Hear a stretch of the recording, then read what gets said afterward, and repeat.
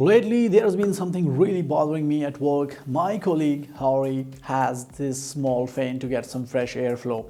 It works great for her, but not so much for me. It's loud and not just normal loud. It's that sharp, annoying, and kind of noisy. So I decided to fix the little problem by printing a quiet fan shroud using Phrozen new ARCO FDM 3D printer paired with a PC cooling fan. Before I started printing, I feel it's necessary to introduce this new printer partner for you guys. So let's check what we got from the Pro printer. Before the ARCO arrived, I was using a basic entry-level printer. Its build area was limited to a small 15cm cube, so anything bigger had to be split and printed in batches. Time consuming and frustrating.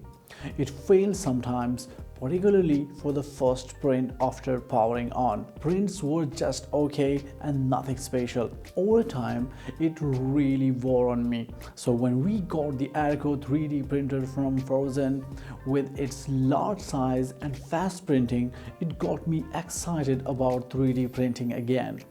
This machine is ready to use straight out of the box with no complicated assembly required. Just follow the on-screen guide, remove a few shipping screws, and you are good to go. It bypasses the tricky setup that often confuses beginners, enabling even novices to start printing quickly. The structure is different too. Generally, typical Core XY FDM printers lower the build plate during prints, which can cause the model to wobble. The ARCO, however, keeps the plate fixed and moves the printer head up along the gantry, way more stable and better for detail. With its aviation-grade aluminum frame and 4T types lead screw, it stays rock solid even at all high speed, as long as your table is steady. Well, let's get back to that annoying issue. Now that the ARCO is here, the noise issue can be solved with the printed silence fan.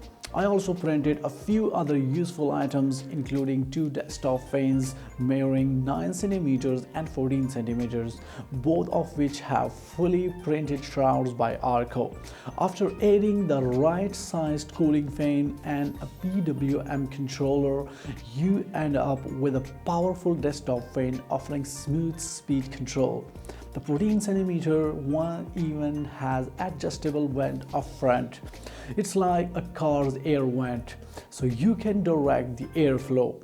Then there is this Mac Mini M4 stand. It really fits the body perfectly, locking the Mac Mini under the desk to free up space, and I also tweaked the original design to fit an external SSD inside neatly.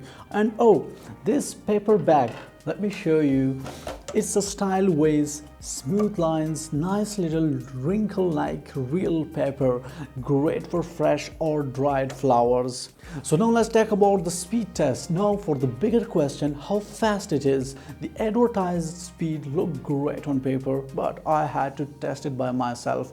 I picked a standard benchy boat model, a good test for both speed and details. In stable mode, it finished in 36 minutes, only 7 minutes faster than my old printers and not a huge leap. But in the turbo mode, it dropped to 26 minutes, a full 10 minutes quicker, about a 23% saving in time.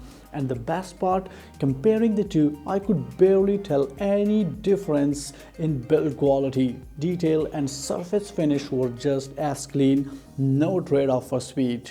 9cm fan. After the test, I printed my first real project, the 9cm fan shroud to fix Hori's noisy fan. In Orca Slicer, my old printer would have taken around 4 hours and 40 minutes with multiple batches. With the ARCO, I just used the default setting, no tweaks. It finished in 3 hours and 52 minutes, almost 50 minutes faster. And because the build area is so spacious, I printed all the shroud parts in just one go. No waiting between batches. The whole process was smooth, no clogs or warping. I even walked away and came back to the finished print. After that, Adding the PC fan was just a breeze. 14cm fan. Since the 9cm fan was easy, I stepped up to a 14cm shroud, way beyond any of my printers could handle. And my first time printing something this big. The first print followed the original model exactly. But when I tried to assemble it, the blade, hub and too much play. It felt loose and wobbly, and fitting it together was a struggle. Plus, there was no power port for mount for a PWM speed controller. So I made two changes. Adjusted the blade hub for a tighter, smoother fit and redesigned the back panel to include a power port and embedded mount for the PWM board, clean and very functional. During the print, though, I noticed the downside of the high speed. The machine's movement shook my table noticeably. At one point, worried it might affect the print, I nudged the table. That small move left a tiny flaw in the shroud, barely visible, but there, still one assembled. The fan worked perfectly. Later, when printing the adjustable vents, the table shook again. This time, instead of moving anything, I slowed the print speed right down and it worked. The part came out very clean with crisp edges and no defects. Comparing it to the earlier high-speed part, the difference was clear. Being able to adjust speed on the fly like there is a real lifesaver, especially when dealing with the table vibrations. After using the ARCO for a while, what stands out is how reliable and practical it is. It solves all the headache I had with my entry-level printer. No more splitting models like fan shroud into pieces, no more frequent failures. Whether it's a large fan shroud, a tall vase or a smaller item, it just works. Turbo mode delivers real speed without sacrificing quality, and between the easy setup and ARCO's preset profiles, even beginners can get a great and fast results. It's not perfect.